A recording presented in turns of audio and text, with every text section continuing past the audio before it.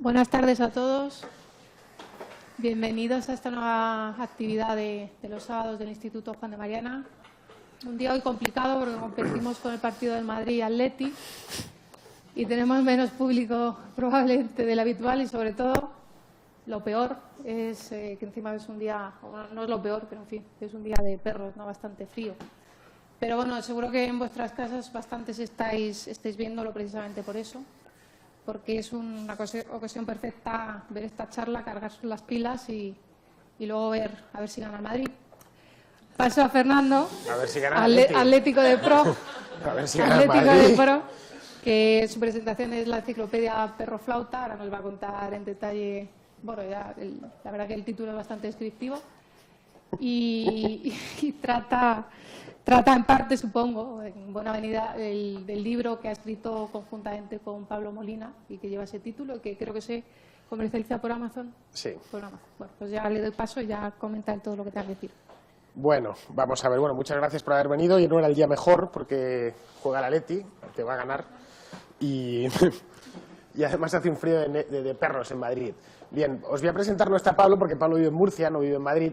Y os voy a presentar el libro que publicamos el mes pasado, bueno, el mes pasado en octubre, estamos ya en diciembre hoy, sobre los perroflautas, que lo llamamos la enciclopedia perroflauta. No sé si alguno de vosotros lo ha leído aquí. Si no lo ha hecho, os ruego que lo leáis porque es un libro cojonudo. Y además ayuda a entender el fenómeno que a todos nos tiene sobrecogidos desde hace un año y medio aproximadamente, ¿no? Y es como las calles en Madrid y en otras ciudades se han llenado de unos tíos que están todo el día protestando, no se sabe muy bien por qué, y que son llamativos por la manera de vestir que tienen, y que desde el principio se les empezó a conocer como los perroflautas, sin más, ¿no? Ya están los perroflautas ahí, están los perroflautas por allá, ¿no? Entonces Pablo y yo decidimos hacer un diccionario. Luego ese diccionario lo convertimos en enciclopedia porque tenía muchas más entradas de las que habíamos previsto en principio.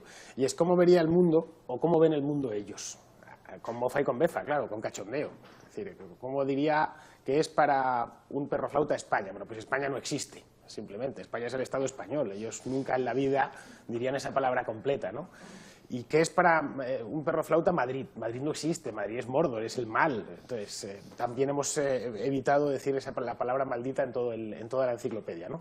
El tema es, mucha gente me pregunta, pues desde que salió el libro me escriben correos, me dicen, bueno, pero ¿qué es eso un perroflauta? La gente joven sabe lo que es, pero los que son más mayores no lo han oído, no van por la calle, ¿no? Me dicen, ¿qué es un perroflauta? Digo, bueno, pues mira, en lugar de aquí morirme hasta que te lo explique, yo les mando un vídeo, un YouTube, que subí hace tiempo a internet, a YouTube, y les envío el link con esto. Les digo, pues un perroflauta es aproximadamente esto.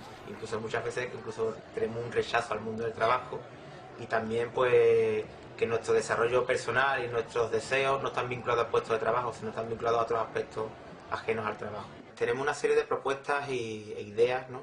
Y también un gran número de dudas, pero una de esas propuestas que planteamos es la cuestión de la renta básica. Una renta básica que permite romper el chantaje que nos afecta en la vida cotidiana de vincular la renta y todo lo que implica la renta con el mundo del trabajo y el empleo.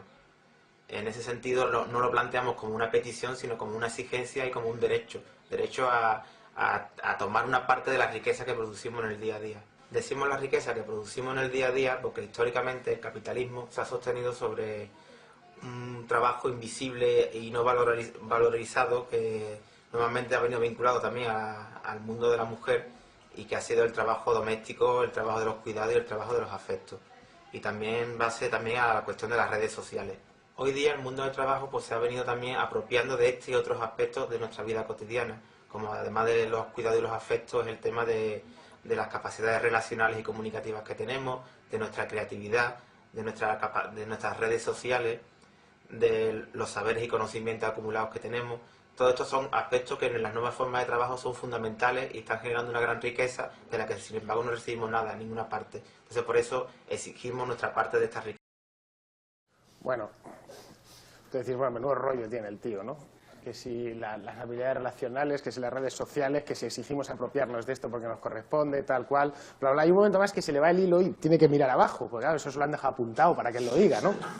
Entonces, claro, el tema es, la gente cuando recibe este vídeo me dice, vale, muy bonito, pues el tío aparte de ser feo como un demonio, no le entiendo bien, ¿qué es lo que quiere? Es lo que sospecho que dice es lo que dice. Digo, sí, claro, lo que sospechas que dice es lo que dice. Entonces, a raíz de eso tuve que hacer otro vídeo poniéndole mi voz y diciéndole lo que tenía que decir, ¿no? Es decir, entonces, esto lo hice un poco después. Sí, 1, 2, 3, probando. Sí, hola, ahí, venga, toma contraluz, mis coleguis ahí de Manifa Antifa. Bueno, pues hola, muy buenas, soy Calisto, mola el diente, ¿eh? He visto esta agresión fascista, le ha padecido, que se ha producido en este blog, fascista también. Entonces, he hablado con el autor para que emita en prime time este mensaje de vídeo, este mensaje mío a perro flautao, y para que no volváis a reír de mí ni de mi diente. Bien, es lo siguiente. Para los que no habéis entendido en qué consiste nuestro mensaje, mola el diente, ¿eh? Yo lo pongo en palabras claritas. Bien, os explico, nos queremos quedar con vuestro dinero, ¿vale? Así, por las buenas. Porque sí, porque nos lo merecemos, porque nosotros, aunque parezca que no trabajamos mucho, especialmente en lo tocante a los afectos, y además, pues, tenemos una lucha contra el fascismo que nos tiene que ser reconocida y debidamente remunerada. Yo creo que la cosa está clarita, así que iría aflojando. Diréis, ¿para qué queréis vosotros el dinero? Pues para eso, para tenerlo y para gastarlo. A ver, ¿para qué lo vais a querer vosotros? Además, a vosotros os sobra, sois todos millonarios. Y os dejo advertidos debidamente. Como vuelva a leer cosas de esta calaña fascista, yo muerdo con el diente. Miradlo bien, ¿eh? Os muerdo con el diente. Que lo sepáis, chavales. Os muerdo con el diente. Bueno, básicamente, como veis, lo tuve que traducir. Claro, tuve que traducirlo del perroflautés al español. Lo macarricé un poco porque los perroflautas son un poco maquis.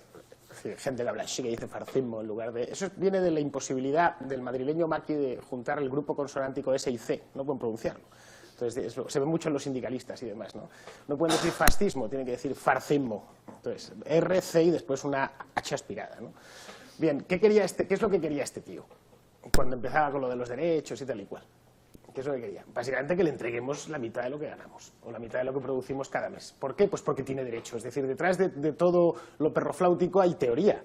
No penséis que son unos que están por la calle, pues a la buena de Dios. No, bueno, aquí vamos a protestar, queremos empleo, tal. No, realmente la mayor parte de ellos ni siquiera quieren un empleo, como ha dicho este de aquí.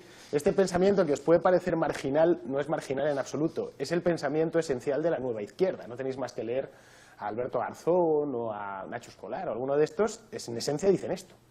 Es decir, hay un derecho consagrado, que hemos consagrado nosotros, por el cual la mitad de la población tiene que vivir a costa de la otra mitad. Y eso, ojo, no es un privilegio, es un derecho. La otra mitad no se puede quejar, todo lo contrario, tiene que estar muy orgullosa de que esto sea así, ¿no?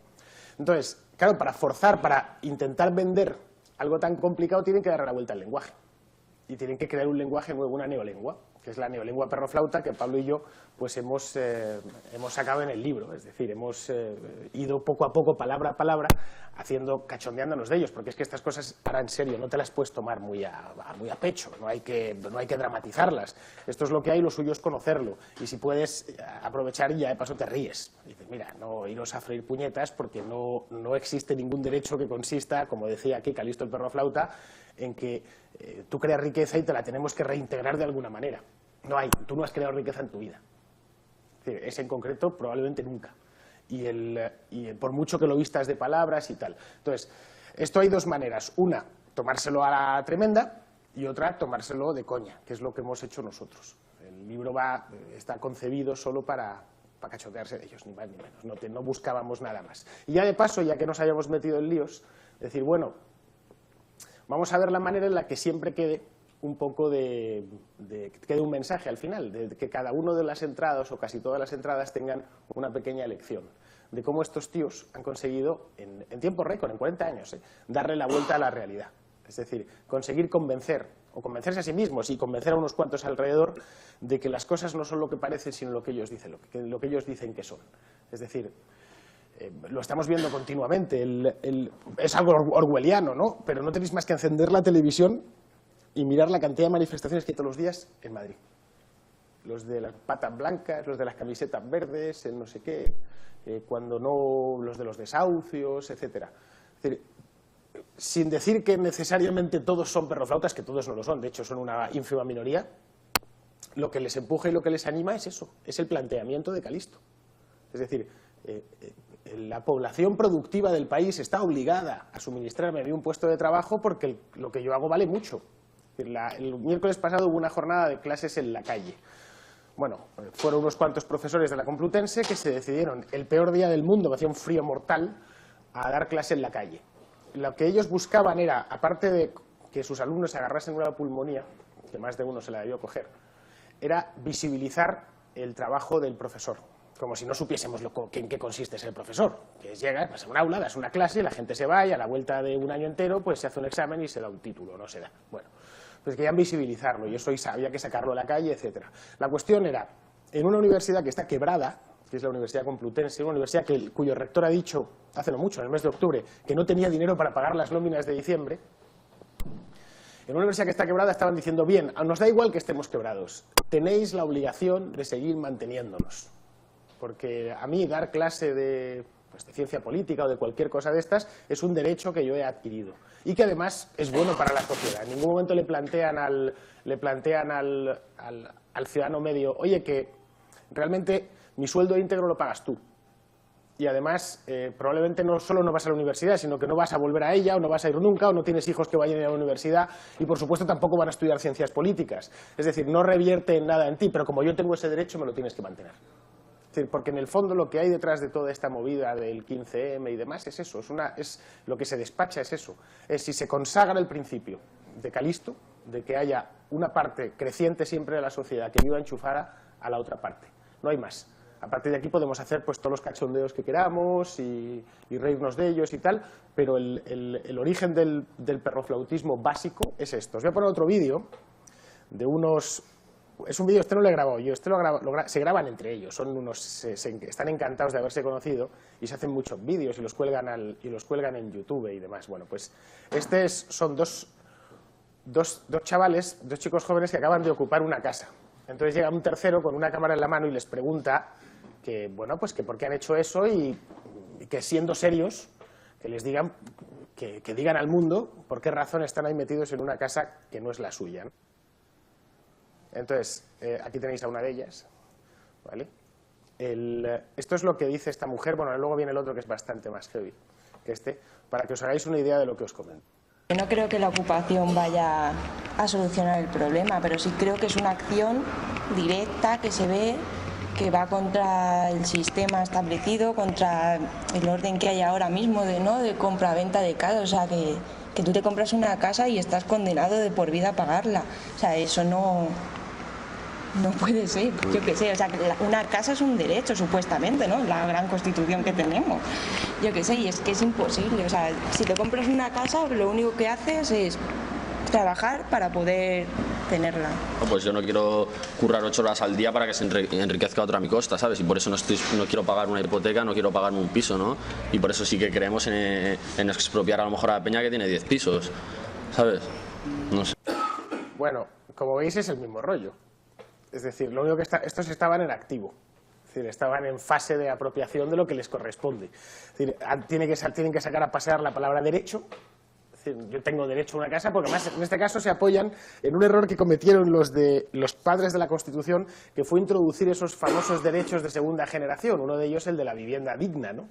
Entonces, como lo pone en la Constitución, a mí alguien me lo tiene que satisfacer, este derecho que la Constitución consagra.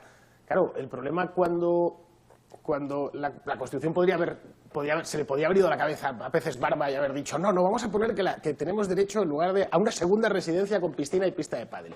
Bueno, entonces estos podrían agarrarse a lo mismo, ¿no? Es que si yo no tengo mi piscina y mi pista de pádel, pues no estoy completo. O aquello que querían introducir en la Constitución Europea, que era el derecho a la contemplación del paisaje.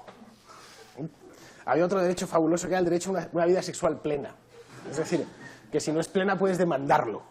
Oiga, pues suminístreme usted una compañía que me satisfaga, ¿no? Y además, oye, puede suceder que la compañía sea muy apetecible, pero luego no le satisfaga a uno, entonces pueda seguir demandando ese derecho. Es decir, el famoso derecho a la vivienda es eso. Claro, esta gente ya lo ha asumido como propio. A todo esto no lo han pensado ellos, ¿eh? Esto siempre hay gente que no son nada perroflautas, que lo piensan y que son los que se encargan de distribuirlo. Y de que estas ideas, que son muy simples y muy asequibles para casi cualquiera. Es decir, ¿quién de vosotros no queda seducido por la idea de que tenéis derecho a una vivienda. Tú quieres una, Maite. Bien, claro, todos tenemos derecho a una vivienda, claro. Eso por supuesto va atado a otra idea, que es la gratuidad. Es decir, el todo es gratis. Como tengo derecho, por supuesto, alguien me lo tiene que suministrar sin coste, lo de la sanidad, ¿no? La sanidad nos cuesta un dineral a los españoles. Es una sanidad carísima, pues es muy extensiva, es muy grande, además es de buena calidad, es decir, los hospitales están limpios, joder, no son los hospitales de Santiago de Cuba. Es decir, tú vas a La Paz y no te mueres con una infección y tienen buen material, etcétera. Bueno, pues eso nos cuesta mucho dinero. En cambio, si os dais cuenta, cuando salen los de las batas blancas, están vendiendo la especie de que es gratis. Es más, te vienen con... La sanidad no es un negocio, no lo es, pero lo parece porque tú cobras por administrarla. Es decir, para ti sí es un negocio. Lo que no es un negocio es para mí, que me toca pagar una verdadera fortuna y luego procuro satisfacer ese servicio en la iniciativa privada. Al menos para mí es un negocio ruinoso y como para mí para millones de españoles. Lo mismo se puede decir del sistema de pensiones, es decir, de todos los derechos gratuitos que estos tipos consagran. Entonces, ¿qué hay detrás de toda esta empanada mental, este engrudo, porque además es un engrudo teórico que es indigerible? ¿Qué hay detrás de esto? Que de pronto se les ha ocurrido que bueno, como, no sé, los gitanos toda la vida, ¿no? Que dame algo, mi arma, que estoy enfermo, que tengo niños. No apelan a la caridad. No apelan a que yo estoy en peor situación que tú, entonces pido que tú seas bueno y me ayudes. ¿Vale? La limosna, el pobre de toda la vida que estaba en la puerta de una iglesia. Él no responsabilizaba al que le daba la limosna, al contrario, se lo agradecía, que Dios le proteja, que Dios como la Buenaventura esta de las gitanas, ¿no? No, esto es para nada, esto es al contrario. El que les está suministrando el servicio de vivienda, el de sanidad, el que les garantiza una pensión el día de mañana, este además es malo y es culpable. Y a este tiene que perseguirle. Y a ser posible acabar con él. Porque lo que hay detrás de todo esto es indistinguible del puro comunismo. Lo digo así, ahora pues los progres que vean esto se escandalizarán. ¡Oh, es comunismo, tal! Que es así. Es decir, lo que buscan los padres de toda esta historia es un sistema más parecido al de Cuba que al de Suiza. Es decir, ir minando lo que nos queda de capitalismo mediante pues, este tipo de cosas, ¿no? Es decir, al final dejar que nadie produzca riqueza o que los que vayan a producirla se vayan del país. Es decir, la persecución de los ricos no busca más que eso. Y a pesar de que se lo explicas, les dices, yo acostumbro a debatir con ellos en la televisión y en la radio y demás, no os dais cuenta que si subís lo de los ricos es una pistola de una sola bala, porque los ricos te van a pagar este año, pero el año que viene ya se han ido, lo que está pasando en Francia, ¿no? O lo que pasaría aquí. Hay que quitar las ICAPs. Bueno, pues tú quitas las ICAPs y el año que viene no habrá ICAPs, pero tampoco habrá gente que las tenga. Entonces ya no vivirán aquí, sino que vivirán en otro país, tributarán allí, gastarán allí, etcétera, ¿no? Pero es que a ellos les da igual, no buscan eso. Buscan apoderarse literalmente de la sociedad y ponerla a su servicio. Nada más. Hay que irse a los documentos fundadores del perroflautismo, que no es más que la izquierda salida de la caída del muro, que más sabe taparse. Le comentaba antes a Luigi que me preguntaba de dónde viene esto y tal. Dije, bueno, pues realmente son las cenizas del muro de Berlín, que pasaron unos años de tribulaciones, en los años 90, porque no sabían reubicarse, y que se relocalizan a principios de siglo con el tema de la antiglobalización. Y a partir de ahí, sobre la misma estructura dialéctica, ¿sabéis? Lo del el tío que tiene 8 pisos, pues lo suyo es expropiarse, ¿no? Claro, los 8 pisos, por supuesto, los tiene porque se los ha robado a alguien. El origen de la riqueza es ilegítimo y proviene de un robo.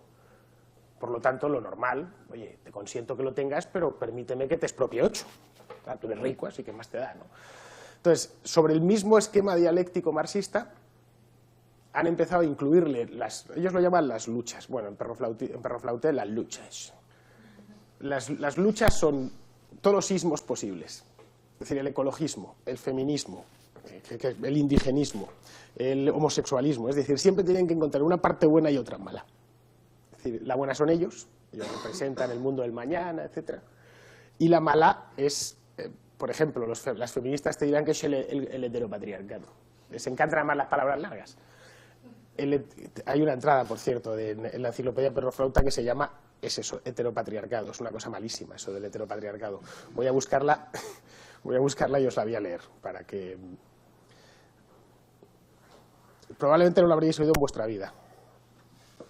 Pero bueno, la mayor parte de palabras que utiliza esta gente tiene son nuevas, las han inventado ellos. Vamos a ver, ¿qué tenemos? ¿Qué es el...? Bueno, hay otra que me encanta, heteronormativo. ¿Qué es algo heteronormativo? Pues algo heteronormativo es una cosa mala. ¿Qué es el heteropatriarcado? Es una cosa muy mala, y el heteropatriarcado capitalista es una cosa francamente mala. Y luego ya el heterofasciopatriarcado capitalista es una cosa simplemente horrenda, ¿vale? ¿No os acordáis después del 15M, el movimiento 15M, que en origen era una protesta genuina de la gente joven, que no encontraba empleo, etcétera, en el origen, los 2 primeros días. La cosa devino rápidamente radical de izquierdas, y además muy cavernícola, muy de que se dedicaban a hacer pues unas proclamas enloquecidas y demás, ¿no? Esa es la razón por la cual la gente normal y común y corriente lo abandonó. Fue la desafección que ellos todavía se lo siguen preguntando. ¿Cómo llegamos a tener 20.000 jóvenes en la Puerta del Sol y ahora juntamos 150? Bueno, pues la diferencia entre uno y otro está en vuestro radicalismo ideológico, que lo queréis imponer a machamartillo, ¿no? Es decir, ellos saben que su ideología es tremendamente impopular. Es decir, básicamente, pues lo mismo que lo sabía Lenin. Es decir, que no hay mucha diferencia entre Lenin y estos. De hecho, sus textos y demás aparecen en las mismas páginas web. No hay, las manifestaciones van siempre con banderas comunistas, siempre algún desquiciado la saca, ya luego se encargan de, oye, quita la bandera comunista, que no se vea, no vaya a ser que vayan a pensar que somos lo que no somos, ¿no? Es decir, ellos procuran siempre ponerse detrás de una barrera de palabras, generalmente ininteligibles, tipo el heteropatriarcado capitalista, y en esto de después del 15M hubo alumbraron un nuevo concepto que son los mercados. En perroflautés, los mercados.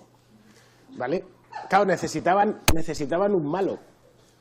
Claro, Lenin tenía un malo muy bien definido, que era el zar. Aquí tenían un malo oficial, que es Franco, pero claro, es que Franco palmó hace 40 años. Entonces, y la mayor parte de la gente no se acuerda de él. Y no le ponen cara, claro. Entonces necesitan un malo oficial. Dicen, bueno, ¿cuál es nuestro malo? No hay nadie que nos esté oprimiendo. Es decir, si tuvieran un dictador de verdad, pues podrían visualizarlo fácilmente. Bueno, pues pueden decir Merkel, pero Merkel es como una abuelita alemana, se parece a mi suegra, hay que decirlo. Una señora, seguro que hace unas magdalenas fantásticas y demás. No puede caer mal a nadie esa señora, no hay más que verle. Aparte no tiene tampoco un origen, no es ni militar ni nada de eso, está votada en su país con mayoría de sobra, etcétera. Su país además lo ha conseguido sacar de la crisis y tenerle con un 4% de desempleo. Es decir, por más que intenten ponerla con esvásticas encima, no mueve al odio. Bueno, pues encontraron alguno de estos pirracas que son los que mandan en el tema este, encontró lo de los mercados. No el mercado, ojo, los mercados. Es fundamental siempre para ellos decirlo en plural, porque el plural implica que se enfrentan a un enemigo muy poderoso y muy numeroso, que son los mercados, que son los tíos que no nos dejan dinero, que... Bueno, ahora lo de los mercados ha sucedido lo de la deuda ilegítima. No es nuevo, esto ya andaban los griegos con ello hace 4 años. Hay un documental que se llama Deudocracia, que lo tenéis gratis en internet, que estaban con la misma historia, clavada. La deuda que han contraído nuestros gobernantes es ilegítima, luego no hay que pagarla. Ya está, y con eso ya tienen resuelto. Ya han resuelto el tema. Tú dirás, pero bueno, si dejas de pagarla mañana, al día siguiente se tendrán que cerrar los hospitales, los colegios, las universidades y no se podrá pagar a los que conducen los autobuses. Ya, pero es que para el día siguiente ellos no quieren un sistema como este. Para el día siguiente quieren haberlo nacionalizado y haberlo estatalizado todo. El ejemplo de Bankia es claro. Ellos querían nacionalizar los bancos, pero no de esta manera. Para ellos nacionalizar es que sea suyo y de nadie más. Queremos banca pública, es decir, queremos banca nuestra, manejada por nosotros. Y pues la banca pública ya la tenemos, las cajas, ¿no? Yo lo decía, en el 15M, todas las cajas existían. Ya, pero es que las cajas se mueven por intereses de mercado. Ya, claro, pero mandan políticos, ¿no? Es una cosa pública, además, están los sindicalistas, todo el mundo trinca de ahí. Ya, pero es que no, tiene que ser una banca pública y democrática. Es la vieja identificación no es tanto de Lenin, que aborrecía públicamente la democracia, como del pensamiento de izquierdas a partir de Gramsci, que es identificarse a ellos mismos con la democracia. Pues les lo dicen continuamente los proetarras en el País Vasco. Por una alternativa soberanista y democrática. Ya sé que, porque además al de enfrente ya le dicen, no, es que claro, el de enfrente no es demócrata. Es Pues aquí están con lo mismo. Todo tiene que... creo que fue una de la perroflautada que montaron en octubre, no me acuerdo cuándo, hace poco, vamos, un par de meses, que fui a verla, bueno, fue la del 29S, claro, la que se terminó liando. Pues esta habían montado antes, unas horas antes de intentar tomar el Congreso y de que los moliesen a palos, montaron una especie de acampamento ahí en el Paseo del Prado, enfrente del museo. Y se pusieron ahí con sus pancartas, montaron su asamblea y demás. Y una de ellas ponía muy grande democracia económica.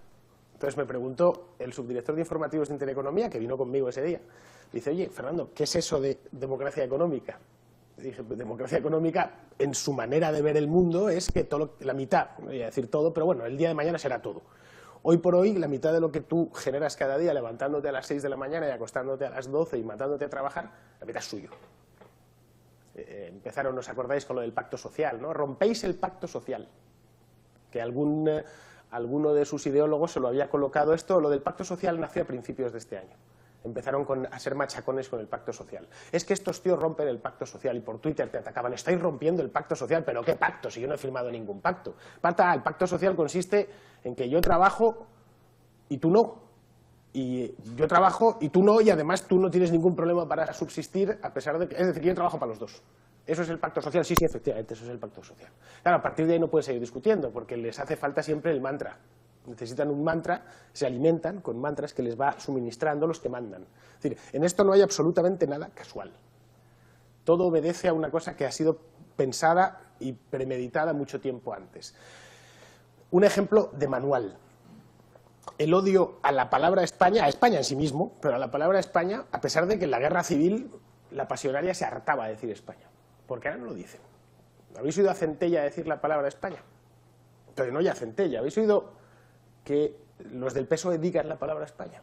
Vamos, en situaciones extremas. Porque bueno, pues yo no sé, porque se les ha escapado. Utilizan lo del Estado español o directamente lo de este país. Es decir, esto no es casual, que hayamos llegado ya 40 años después a esto, a que dentro de la propia España se procura a cualquier precio no decir la palabra España. Pues como esto, un montón de cosas más. Es decir, el aborrecimiento hacia los empresarios y la figura del empresario. En los países sanos los empresarios son gente admirada. Es gente que empieza de cero, que se hipoteca su casa, que tira para adelante, que luego si tiene éxito se le envidia, pero se le envidia de una manera sana, ¿no? Pues mira qué bien le va, etcétera, ¿no? Estados Unidos es el arquetipo, pero vamos, no es el único país así. En Alemania a los empresarios no se les mira mal, se les mira bien, sobre todo si el empresario es exitoso, ¿no? Bien, aquí en toda Hispanoamérica, han conseguido que alguien que diga soy empresario esté culpándose de algún delito. Resultado práctico, nadie dice empresario, soy emprendedor. Han tenido que buscar el eufemismo. Una vez han demonizado todos estos, el Calisto y compañía, han demonizado la palabra empresario. Es decir, si os fijáis, podemos tomárnoslo a broma, que es lo suyo, pero que detrás siempre tienen algo. Toda esta gente siempre tiene algo. Siempre hay alguna teoría por detrás que es la que les sostiene. La protesta a corto plazo, de hecho, la acampada solo hicieron 2 comisiones. Una se llamaba política a corto plazo y otra política a largo plazo. Se reunían ahí, era un número. Al principio había gente, luego claro, como su sistema asambleario tiene un problema principal, y es que, asamblea, la gente no lo suele saber, pero es que soviet en ruso significa asamblea. Es decir, lo de la acampada asamblearia, la acampada soviética, en el sentido estricto, ¿no? de la palabra. En las asambleas estas, lo que había, yo asistí a un montón de ellas y las pude ver cómo funcionaban. Era un tío que mandaba allí, que sabía algo, que dirigía todo este tema, es el que quitaba y daba la voz, etcétera, con una pequeña minoría de bolcheviques puros, de tíos puros, que eran los que iban a mantener tal. Si una persona decía algo inconveniente, no podían abuchear, sobre todo al principio porque había cámaras y no se abucheaba las cámaras, pues ese tío no volvía a hablar. Ya automáticamente se le marginaba. Decían, no, tú no vuelves por aquí o no vuelves a hablar por aquí. Aparte, luego ellos utilizan la técnica del rodillo, que no es precisamente como el rodillo parlamentario, sino le echan horas. ¿Aquí alguien soportaría una asamblea de 10 horas? Nadie, yo no se podría. Y tiran el suelo y tal. Bueno, pues los hacían, y de una hora más. Y entonces, disenso. Entonces salía un tío allí, vamos a buscar el megáfono, no sé cuántos. Venga, pues vamos a buscar el consenso. Entonces empezaron a hacer las manitas, ¿no? Tenían una... Yo llegué a aprendérmela, Esto era aplauso. Sí. El aplauso mudo llamaban, ¿no? Y luego, si querían vetar algo en la asamblea, se cruzaban así los brazos, ¿no? Pero claro, había problemas, y es que no todo es binario, sí o no. Entonces, había alguno que decía, bueno, yo de la ponencia esa o de la propuesta esa acepto una parte, pero otra no. Claro, había una comisión ad hoc que se llamaba Comisión de Dinamización de Asambleas.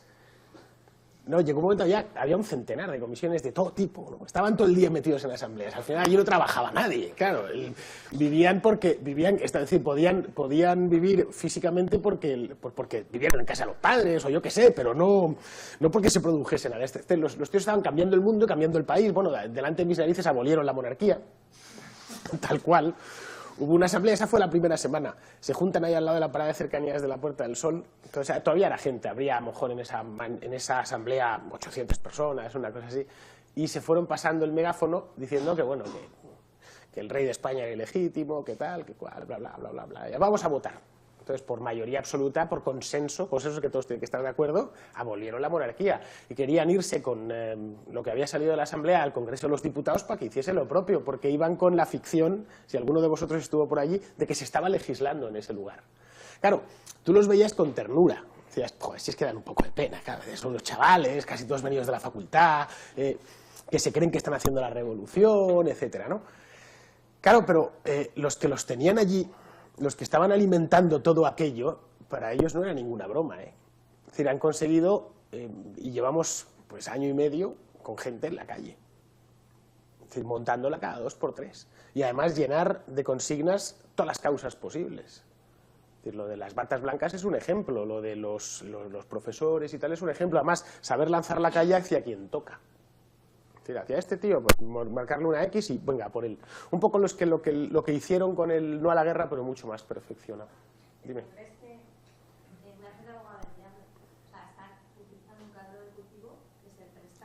Sí, claro.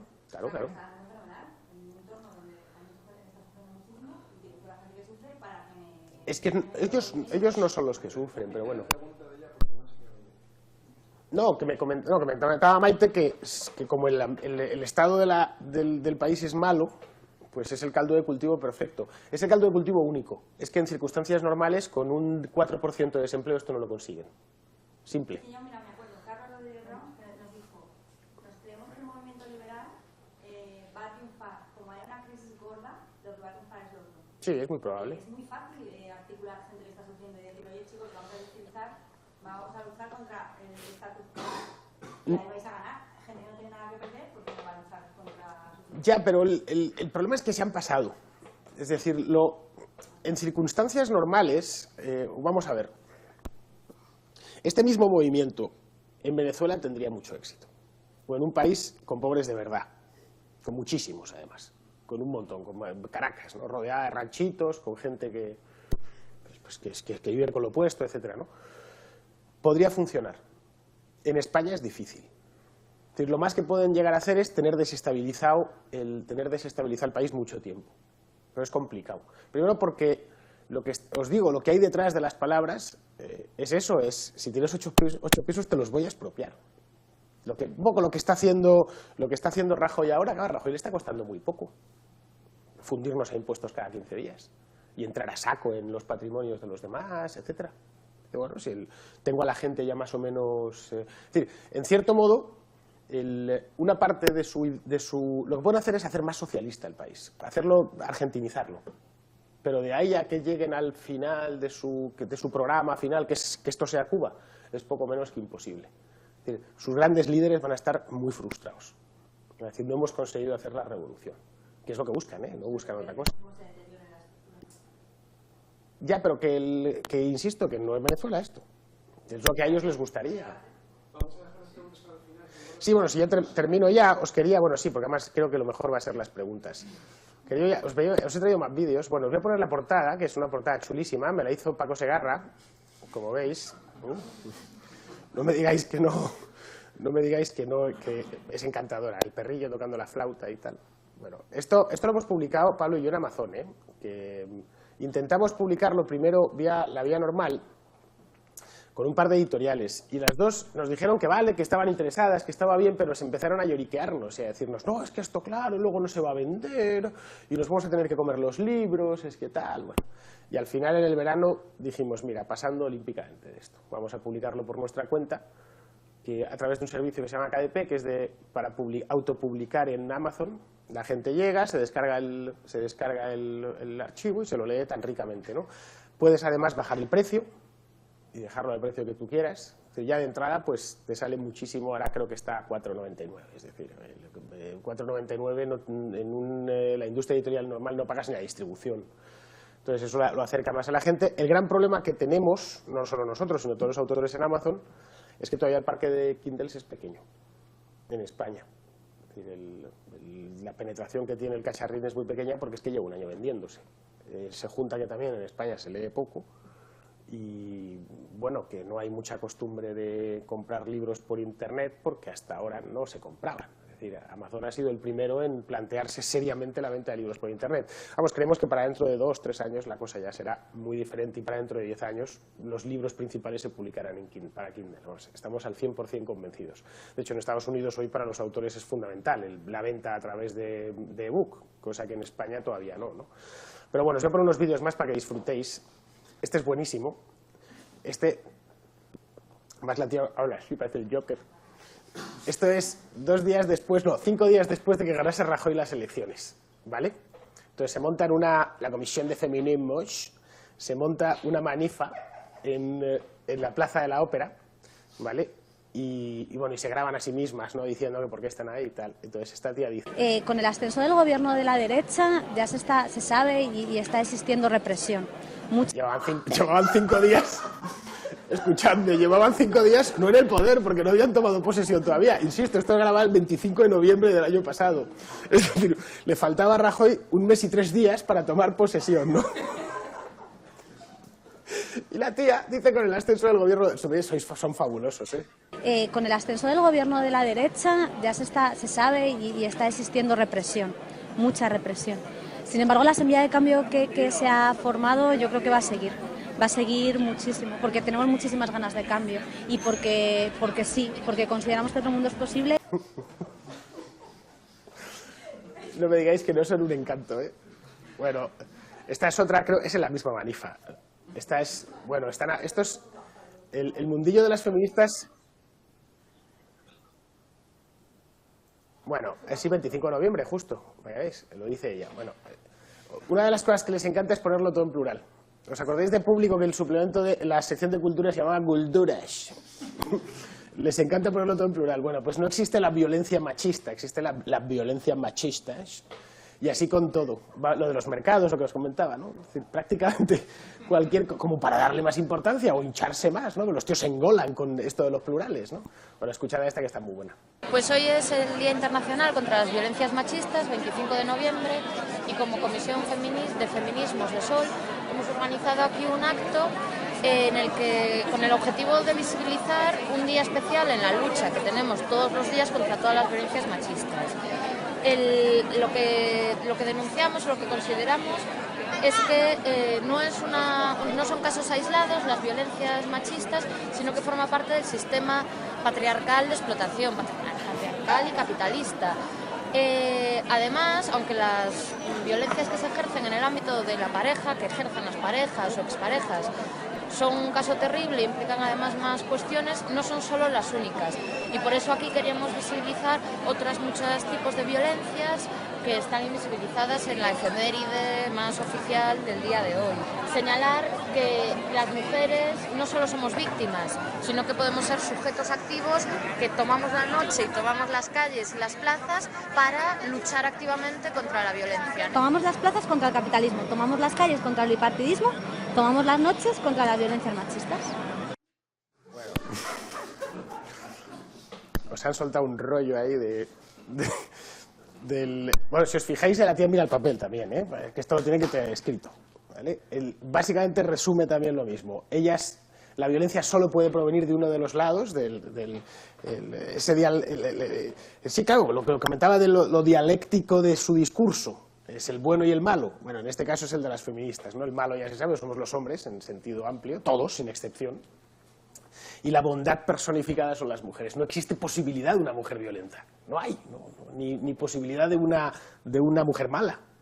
Es decir, toda la violencia en las mujeres son exclusivamente víctimas. Luego la del Joker, que va pintada aquí con esto, pues esta dice: te tomamos la noche contra tal, la calle contra el bipartidismo, el tal contra el capital, y no solo somos víctimas, sino que tomamos la calle.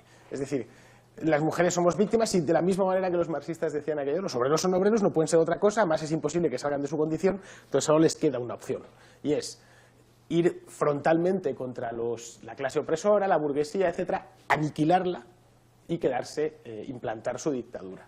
Bien, en pocas veces lo dicen de una manera tan clara. A pesar de todo, habéis visto que se enredan con un montón de palabrejas raras, etcétera, porque no pueden decirlo en Román Paladino. No pueden decir: vamos a ver, nosotros somos perfectas y vosotros unos hijos de puta y unos explotadores. Y vamos a acabar con vosotros. No pueden decirlo así, porque claro, en ese caso, pues que sea delictivo su comportamiento, ¿no? Si están pidiendo que nos exterminen a todos los hombres, ¿no? Pero vamos, lo mismo, os he puesto de la vivienda, pero lo mismo lo encontráis prácticamente en todos sus ismos, en las luchas, se van reproduciendo los mismos esquemas, ¿no? Cuidado que esto se está grabando, Maite, que van a pensar que bueno, es una mujer, puedes decirlo, pero en este caso serías una renegada, ¿no? Como los obreros renegados de las fábricas, ¿no? que trabajaban para el patrón. Luego tengo otra en la Universidad Perroflauta, magnífica, en una casa ocupada, para que veáis que estas cosas no solo son patrimonio nuestro, ellos también se montan sus universidades y sus cosas bien hechas. Estoy forrando, pero sé que esto va a durar un año. La única manera de que este año se me convierta en 2 es doblar la producción en mi fábrica. ¿Por qué necesitamos? No sé si a más, sí, pero en cualquier caso, si no es a más, a otro más. Pero desde luego, algún economista que acepte... En la Universidad Popular también es algo ahí que estábamos más contentos ahí con lo que hemos hecho, porque ha participado muchísima gente. Se empezó haciendo ahí 2 bloques, uno de historia y otro de teoría política, y bueno, la respuesta fue masiva porque vinieron, de hecho el primer día, la primera que vimos fue sobre mayo del 68, que es eso, ¿sabes? Cuando aquí la gente sin ningún tipo de obligación venía, participaba, no era solo vengo y te suelto mi discurso, sino vengo, te cuento algunas movidas que a lo mejor no sabías y luego lo debatimos entre todos y todas aquí, ¿sabes? Ahí nos enriquecíamos mutuamente todo el mundo. Recomendaban, la gente que sabía más del tema, pues eso, recomendaba libros, se traían textos. Bueno, mola, pero mazo. Mola mazo, como veis, la primera y única universidad que han hecho es sobre mayo del 68. No podían hacerla otra cosa, ¿no? Y el tío ese que estaba hablando, el profesor, les estaba hablando de economía. Bueno, ya sabéis, de economía, de su economía, os voy a dar motivos y os voy a dar argumentos para que podáis defender que es legítimo vivir a costa de los demás, que tienen la obligación de manteneros. Bueno, con esto yo creo que terminamos ya la parte, digamos, del streaming y pasamos a las preguntas, que creo que va a ser lo mejor de esto. ¿Vale? ¿Os parece? Supongo que tendréis algo que preguntar, ¿no? Que sepáis que soy la primera autoridad nacional en perroflautología, es decir, no hay nadie que sepa más que yo, ¿eh? Sí, hola. ¿Se sabe quién financia todo este tipo de actividades o de dónde cobran los instigadores? ¿Que quién paga esto? Sí. Bueno, es una buena pregunta. Porque, no sé, esto es follow the money, no sé. Claro, históricamente todos los movimientos anticapitalistas los financiaba, históricamente en el siglo XX, quiero decir, los financiaba la Unión Soviética. Había hecho una oficina en Moscú. Esto se supo cuando se desclasificaron los papeles de la Lubyanka y demás, ¿no? Y de los papeles de la Unión Soviética, que se dedicaban a financiar movimientos anticapitalistas en Occidente. También financiaba el maoísmo. De hecho, Pío Moa cuenta en uno de sus libros cómo fueron como unos panolis a pedirle dinero a los chinos en la embajada de París y les pegaron un portazo. Dijeron, bueno, si sois 4 matados españoles, ¿qué vamos a financiar, no? El Partido Comunista Español estuvo recibiendo dinero de la URSS hasta 1991. Esto es real, esto está publicado. Es decir, de hecho, hasta se lo demandaron en aquel entonces, creo que fue el PSOE y el PP, diciéndoles que cómo seguían cobrando en 1990 todavía de la URSS. Esto se supo después, es decir, les enviaban todos los años dinero. Una de las razones de la gran crisis de la izquierda no es que entrase en crisis el sentimiento o el odio hacia Occidente. Eso siempre ha existido. Es que entró en crisis las vías de financiación. Entonces, si seguimos al dinero, es ¿cuándo vuelve a rearmarse la izquierda? A partir aproximadamente del año 2000. La izquierda internacional y empiezan todas estas movidas. ¿Cuándo nace el perroflautismo moderno o contemporáneo? Pues a partir del año 2000, con la antiglobalización. ¿Quién llegó al poder en aquella época en cierto país petrolero? Follow the money, ya lo tienes. Es decir, de hecho, el mundillo este de la universidad, de la Facultad de Políticas de la Complutense, uno de los profesores más influyentes en la Campada Sol y en todas estas cosas, Juan Carlos Monedero, fue asesor de Chávez. Tienen a otro de ellos, tal Íñigo Errejón, que está en Venezuela ahora. ¿Vale? Y lo mismo han pasado por Bolivia, por todos estos sitios, ¿no? Es decir, la cosa está clara. Vamos, no hace falta ser un hacha, para saber de dónde viene gran parte de la financiación de la extrema izquierda, ¿no? Y de dónde, pues, sus páginas web tampoco tienen, a ver, nadan en la abundancia. Es una cosa muy callejera. Lo que les falta dinero se lo ponen de darle la paliza en la calle, ¿no? Vamos, lo que financia todos estos movimientos, a mí no me cabe la menor duda. Es que viene de una manera u otra, siempre va a venir de los lugares, de los sitios del mundo donde tienen acceso al presupuesto, a grandes presupuestos, y que son odiadores profesionales de Occidente. En el fondo lo que hay detrás de todo esto es eso. Sí, dime. Eso cuando vino Chávez a Madrid. Cuando vino Chávez a Madrid hubo perroflautas, o sea, gente con aspecto perroflauta que se reunió con gente de su séquito. Bueno, es posible, es verosímil. Lo he visto con mis ojos, vamos. En el año 2009 vino a Madrid Evo Morales. Entonces fue a la Facultad de Políticas, la misma facultad donde a Rosa Díez la impiden hablar, donde, bueno, cualquiera que no sea de los suyos directamente le arman la de San Quintín en la puerta. Bueno, pues fue Evo Morales y habían organizado un tingladillo allí, pues lo que es digamos el soviet de la facultad, le había organizado un tingladillo con los estudiantes en medio arco, como para abrazar a Evo Morales, le enseñaron un mural que le habían pintado, y etcétera, y luego pues el tío dio una charla, el tío ya rodeado de militares, ¿no? Era el antipacifismo personificado.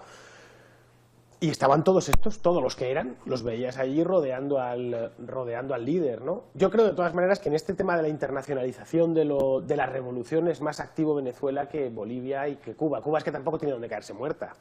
No sé de dónde van ya no pueden ni siquiera vivir ellos, así que no pueden financiar mucho, ¿no? De hecho, Chávez creo que financia a Venezuela y le regala el petróleo y cosas así.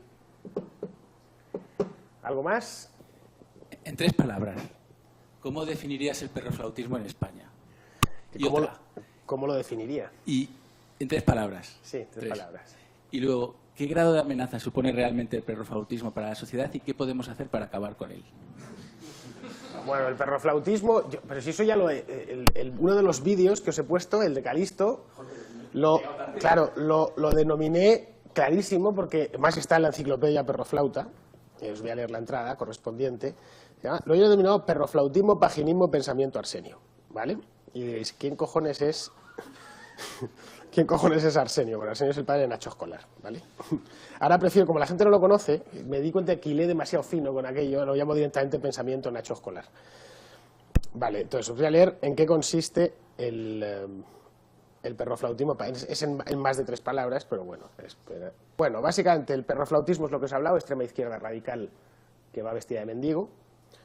El paginismo es la nueva izquierda zapaterina. Pues la Viviana Ido, la Pajín, pues la tontería, el propio Nacho Escolar, el rollo de somos muy izquierda, somos muy tal, queremos acabar con Occidente para levantar otra cosa nueva que va a ser necesariamente mejor, pero que luego pues les gusta volar en primera, ir vestidos de moda, ¿el qué? Sí, con el Rolex, etcétera, ¿no? Eso es el paginismo. Y el pensamiento arsenio es lo que lo mueve todo, es decir, básicamente es la ocultación, es como pasar desapercibido. Es decir, que no vean que les estás vendiendo una mercancía averiada y pasada de fecha de hace 80 años, que es lo que están vendiendo esencialmente. Es decir, que necesitan taparlo de alguna manera y modernizarlo, y que parezca moderno y que parezca muy revolucionario. Es decir, vamos a ver si nos damos cuenta, lo revolucionario es lo nuestro. Aquí los únicos revolucionarios que hay en España ahora mismo somos nosotros, revolucionarios de verdad. Yo me harto de decirlo. Claro, lo que pasa es que hay una idea de que la revolución tienes que estar rompiendo escaparates en la calle, ¿no? Pero que tenemos y llevamos ideas revolucionarias, hoy por hoy somos los liberales, ¿no? Nadie más. Los que queremos realmente desmontar todo este tinglado y dejar una sociedad que a nuestro juicio es más libre, que será más próspera, etcétera. Lo de estos es más de lo mismo, o es lo que hemos tenido hasta ahora subiendo el volumen, que sea mayor. Nada, reírnos.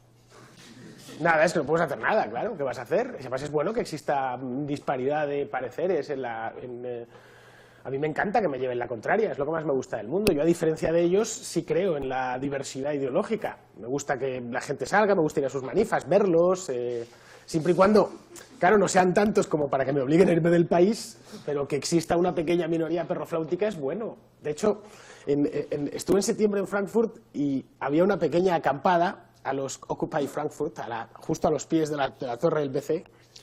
Eran 5 tíos. Y 5, hay fotos que me las hice.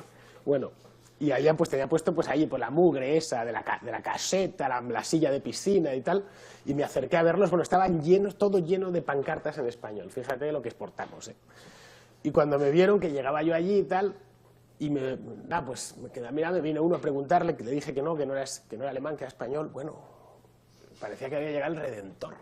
Es decir, es como si nos visita aquí un príncipe de Liechtenstein, ¿no? Que todos le iríamos a hacer la pelota, señor, ¿no? Le agacharíamos la cabeza, muy bien, que tiene usted un país fabuloso. Bueno, pues a mí me hicieron algo parecido, ¿no? Los tíos como diciendo, es español, esto...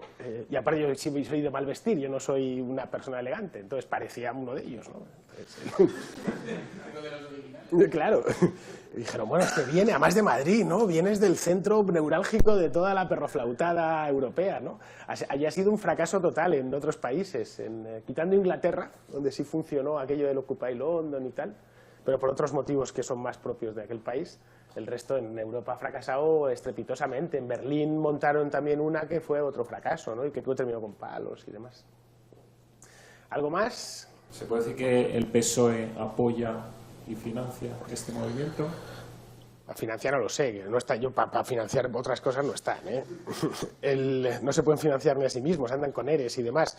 Vamos a ver, el PSOE es un partido del sistema, es el partido del sistema, el PSOE es lo que fue, es el movimiento nacional en los últimos 40 años. Han gobernado desde 1977, que fueron las primeras elecciones, hasta el día presente, han gobernado en su práctica totalidad. Tuvieron un gobierno larguísimo de Felipe González y luego otro no menos largo de Zapatero, ¿no?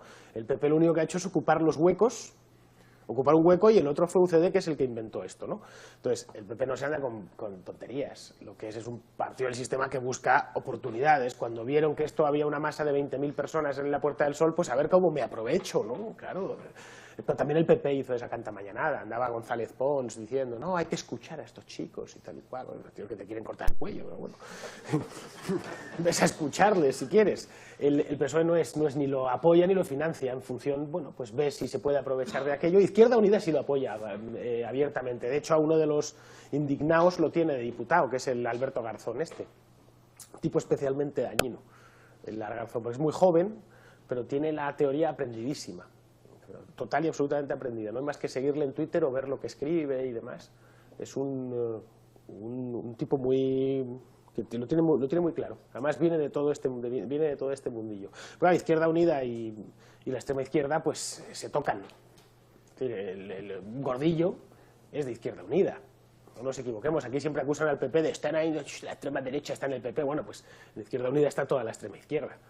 Y es así. Pero vamos, no creo que haya más relación que la oportunista que buscan o han buscado puntualmente para intentar rebañar votos, nada más. Primera vez es de N. Casola Jiménez y nos pregunta por qué ponen K a todo. K. Pues eso viene de antes, eso viene del movimiento Ocupa de los años 80, que también se fusionó en toda esta historia. Bueno, pues romper las normas, ¿no? Es lo de poner la TX, ¿no? ¿No habéis visto nunca derecho a techo? Derecho con TX y techo con TX también, ¿no? Es porque tienen que ir contra todo, y una de las cosas contra las que hay que ir es contra la propia ortografía. Y luego hay otra cosa, en vasco no existe lo ponen todo con K, no existe la C, y eso quedaba como muy malote en su momento, ¿no? De ponerle K. Los actuales no utilizan tanto eso de la K, ¿Más? Sí, más. A ver, ¿crees que Raquel Mateo nos pregunta si crees que su discurso va calando a la gente responsable? Porque según ella todo esto tiene mucha publicidad. La gente responsable, si entendemos por el gobierno. El gobierno lo único que se fía es de lo que la calle piensa para seguir ganando elecciones, ¿vale? Nada más. No tiene otra. Respecto a la gente responsable, la gente influyente del país, bueno, lo que puede calar es que los productores de riqueza, empresarios, etcétera, la gente que necesita tener un país, en una palabra, terminen yéndose. Sí, tú cuando ves que tu país se argentiniza, lo que buscas es dónde está la puerta. Me voy a ir de aquí antes de que me virlen todo. ¿Creéis que si Garzón fuese presidente del gobierno, Alberto Garzón fuese presidente del gobierno, Amancio Ortega dejaría Inditex en España? Pero si se la iba a expropiar. Es decir, 6 meses antes ya se había ido, ¿no? ¿Nunca os habéis planteado por qué Argentina no tiene una sola empresa multinacional? O sea, un país de 40 millones de habitantes, tal, bien situado, no sé qué, con un montón de gente, culta, etcétera. No ha conseguido tener nunca una empresa multinacional. Bien, pues las que quedasen, lo que quedase en España se iría. De hecho, cada vez que cada vez que estos la arman en la plaza de Neptuno, sube la prima, baja la bolsa y nos sacuden a diestro y siniestro en toda la prensa internacional. La prensa internacional respetable, no el Le Monde Diplomatique, es decir, en el Wall Street Journal y en periódicos de este estilo. En eso sí, claro, que tienen una influencia, pero mala, lógicamente. Sí, por último, Antonio Vegas nos pregunta cuál sería el siguiente paso a la evolución del perro flauta. ¿El siguiente? Pues nunca me he hecho esa pregunta. Hombre, el perro flauta envejecerá, ¿no? El perro flauta actual será más viejo. Y entonces, bueno, pues todo depende de si llegan a enchufarse o no al presupuesto. La clave está ahí. Si llegan a vivir, a profesionalizarse en esto, no son muy diferentes de esos que protestaban en los años 70, que luego pues pasaron a formar parte del sistema. No me cabe duda de que hay muchísimos de que lo que buscan es eso. De hecho, Alberto Garzón lo ha conseguido ya, ¿no? Ya el tío tiene su nómina del Congreso, su tal, su IPAT, no sé si lo habrá perdido o todavía conserva el primero que le dieron, y ya forma parte de la casta del sistema. En el fondo, para esta gente todo es política. Entonces, qué mejor que vivir de la política. No van a estar siempre sentados en el suelo, con el pantalón cagao, asistiendo a cagao porque es el afgano este que utilizan, no porque se hayan cagado encima. Y 10 horas ahí de asamblea con un tío que les cuenta cosas que no les interesan. Lo suyo es profesionalizarse. Lo más probable es que muchos busquen eso desesperadamente. Sobre todo los de la Facultad de Políticas, que estudian para eso, estudian para engancharse a mi carótida. Bueno, y a la tuya también, Raquel. ¿Algo más? Bueno, porque esto ya está desconectado o no. Pues entonces ya vamos a desconectar del streaming. Y si queréis alguna cosilla más, os puedo poner un vídeo. Alguno no he puesto. Sí, mira, hay una encuesta del CIS que sacó hace un año o 2, me parece, que analizaba el apoyo que tenía el estado del bienestar según el nivel de renta de la gente, y salía que cuanto más nivel de renta tenía la gente,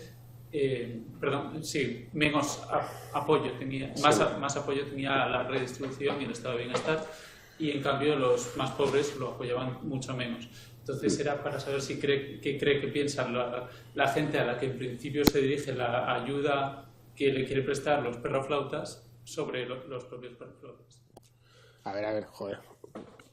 El estudio del CIS que decía que cuanto más alto es el nivel de renta, más apoyo hay al estado del bienestar, ¿vale? Los que son más pobres dan mucho menos apoyo al estado del bienestar. Vale, pues no conocía ese estudio. Hombre, puede tener cierta explicación.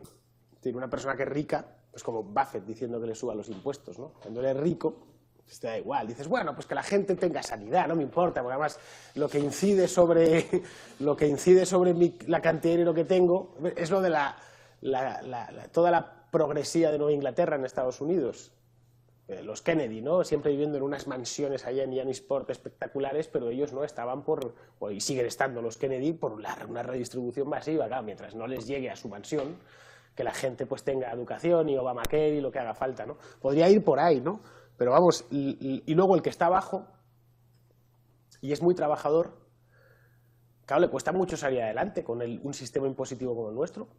Es decir, si estás abajo y eres currante, que no pretendes vivir a costa de los demás, sino de tu propio trabajo. Es normal que si esa entrevista fuese dirigida a eso, por ejemplo, autónomos. Al autónomo que se mata a trabajar, esto le destroza, tiene que pagar un montón de impuestos, no ve que tenga ningún retorno y además, porque trabaja para el gobierno, básicamente. Trabaja para el Estado y para gente que es improductiva, ¿no? Que no hace nada, que está todo el día tocando a las narices, etcétera. El día de la huelga general a los taxistas los dieron para el pelo. Es el modelo de autónomo en Madrid. Vamos, yo asistí a una de ellas ahí en la calle Mayor, ¿no? Cómo fueron a machacarle a un taxista. Además, uno de ellos intentó defenderse, tuvo que intervenir la policía, etcétera. Pero les decían que no trabajasen, claro, no saben que el autónomo necesita trabajar, en concreto el taxista, todos los días y echarle muchas horas, ¿no? Y la cosa yo creo que irá por ahí. Digo que otra interpretación alternativa y mucho más terrible sería porque los que tienen altas rentas están beneficiando del estado de bienestar y los otros no. Sí, también. Pero tienen que ser altas, altas. No, pero porque el funcionario o el político es el que tiene ahora las rentas altas y los trabajadores son los privados los que tienen las rentas bajas. Es lo que trato de decir. Pero claro, se apoyan en el estado de bienestar porque es su modo de vida, no porque se estén beneficiando de él indirectamente, no sé, como beneficiarios, sino porque es que son los principales los parásitos. Vamos, o sea, yo si soy político creo que es bueno el estado del bienestar. Si soy un trabajador que estoy pagando un montón de impuestos... Hombre, si es político, claro que crees que es bueno el estado del bienestar porque vives de él, claro. ¿Más? Pues ya hemos terminado, ¿no? Vamos a cerrar entonces la conferencia de hoy. Agradecemos a todos los que nos han seguido la conferencia desde sus casas la atención. Sé que ha habido alguna dificultad porque los vídeos vosotros no los estáis viendo, pero como hemos comentado por el chat que hay en Ustream, cuando montemos esto ya pondremos ahí los vídeos, ya los podréis ver en detalle. Bueno, con esto ya despedimos a Fernando, agradeciendo que haya estado con nosotros y nos vemos con todos vosotros el 15 y bueno, con nosotros continuamos un ratillo aquí. Hasta otra.